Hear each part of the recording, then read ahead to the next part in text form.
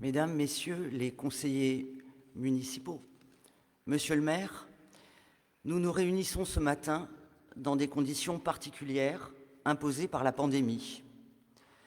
Le Covid-19 va continuer d'impacter nos vies tant qu'aucun vaccin n'aura raison de la brutalité et de l'horreur de ce virus.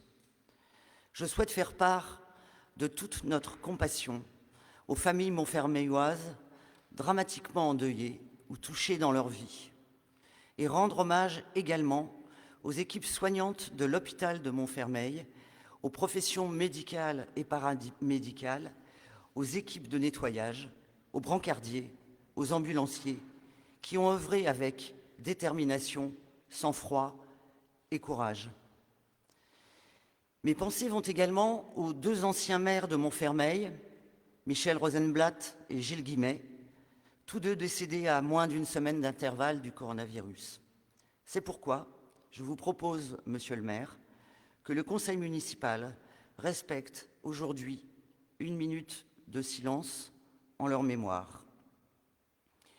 Le Covid-19 va continuer également d'impacter nos institutions pour une durée indéterminée, et on le voit d'ores et déjà avec les deuxièmes tours qui se profilent dans 5000 grandes communes. Ce Covid-19 a déjà marqué le résultat des élections municipales. Personne ne peut dire avec précision quelle a été l'influence de l'épidémie sur la participation électorale. Néanmoins, une chose est sûre, elle a contribué à un taux d'abstention record qui a franchi la barre des 65% à Montfermeil. Notre démocratie représentative est basée sur l'expression populaire lors des scrutins. Mais on peut interroger sa légitimité lorsqu'une majorité d'électeurs ne se rend pas aux urnes et lorsque les élus ne représentent qu'une faible partie de la population.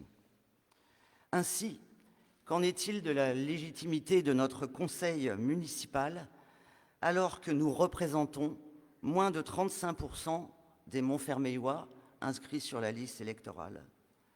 Comment pouvons-nous prétendre représenter l'ensemble des Montfermeillois? Qu'en est-il de votre légitimité, monsieur le maire, alors que moins de 20% des électeurs montfermeillois ont voté pour vous? Moins d'un électeur sur 5 a exprimé son accord avec votre politique. Et si l'on prend en compte le nombre de Montfermeillois inscrits sur la liste électorale, cette adhésion est encore plus faible. Aujourd'hui, vous disposez du pouvoir de décision, mais pas de sa légitimité populaire. Comment ne pas voir que notre démocratie représentative est à bout de souffle et qu'elle a besoin d'être revivifiée? Il vous revient à présent, monsieur le maire, d'asseoir la légitimité de vos décisions sur une démocratie participative ambitieuse qui associe en permanence les Montfermeillois à la construction et à la mise en œuvre d'un projet partagé.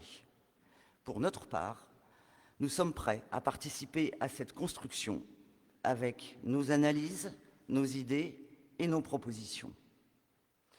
Le Covid-19 ne s'est pas contenté de troubler la règle de la démocratie représentative. Il a aussi mis à mal les dogmes libéraux qui, depuis 40 ans, régissent l'économie et les décisions politiques, et notamment celui de la réduction de la dépense publique. Pendant des décennies, ce dogme a sévi dans le domaine sanitaire avec les conséquences que l'on sait. Pénurie de lits d'hôpitaux, d'agents hospitaliers, de masques, de tests. L'hôpital de Montfermeil a été victime de cette politique, à un tel point qu'il doit être, selon vos propres écrits, monsieur le maire, entièrement reconstruit. Mais tous ceux qui ont participé à la mise en œuvre de ces politiques en portent une part de responsabilité. Ce dont les personnels hospitaliers ont besoin, ce n'est pas de médailles de héros, encore qu'ils la méritent, mais de la revalorisation substantielle de leur salaire. Ce dont l'hôpital public a besoin, ce n'est pas d'applaudissements, même s'ils manifestent la solidarité des Français, mais d'investissements massifs et de recrutement. Le président de la République semble aujourd'hui découvrir ce que nous disons depuis longtemps. La santé n'est pas une marchandise. Elle doit être placée hors des lois du marché hors du profit. Nous attendons que les actes suivent les paroles. Ce que le Covid-19 a également mis en jour, c'est l'extrême pauvreté, l'extrême précarité d'un grand nombre de nos concitoyens. La situation était connue, mais la crise sociale engendrée par l'épidémie et le confinement l'a exacerbée. Avant cette crise, l'INSEE indiquait que 25% des Montfermeillois vivaient sous le seuil de pauvreté.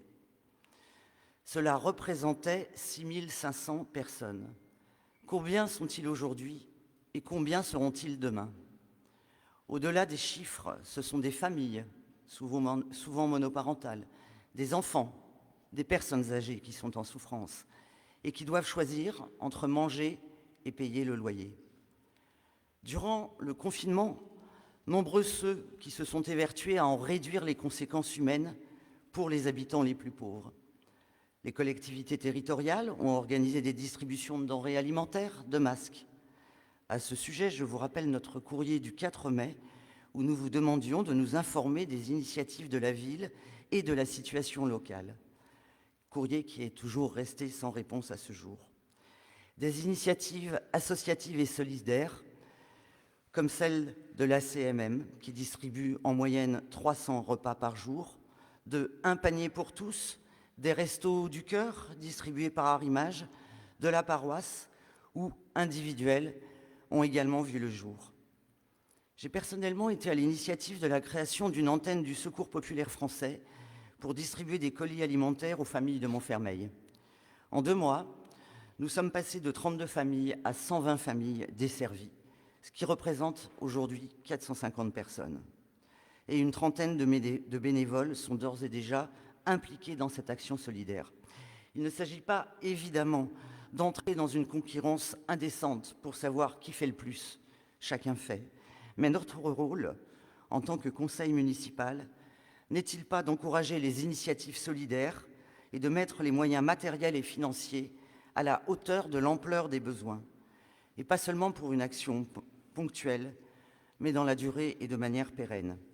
C'est le sens du courrier que je vous ai adressé le 17 avril, monsieur le maire, demandant que la ville mette à disposition un local permettant le stockage et la distribution d'aliments. Le confinement et la fermeture des écoles ont également mis en évidence une réalité. De nombreux enfants ne font qu'un seul vrai repas chaud par jour, celui qui leur est servi à la cantine. Mais à Montfermeil, les tarifs et les conditions d'accès à la cantine scolaire sont véritablement dissuasifs et de trop nombreux enfants en sont privés. Aussi, nous vous demandons de revoir complètement les conditions d'accès et les tarifs de la restauration scolaire afin que tous les enfants de Montfermeil puissent y manger, quels que soient les revenus et la situation de leurs parents. Enfin, concernant l'élection des conseillers territoriaux à Grand Paris Grand Est, nous vous avons proposé de constituer une liste commune, une liste unique, composée à la proportionnelle du résultat des élections municipales. Cette liste unique aurait respecté le pluralisme de notre conseil municipal et permis à l'un des élus de Montfermeil autrement de siéger dans une instance qui gère de nombreuses compétences décisives pour notre ville, afin que la diversité montfermeilloise puisse s'y exprimer. Monsieur le maire, vous y opposez une fin de non-recevoir. Cela ne nous étonne malheureusement pas. Elle est malheureusement à l'image de votre conception de la démocratie. Je vous remercie de votre attention. Merci, Madame Delac.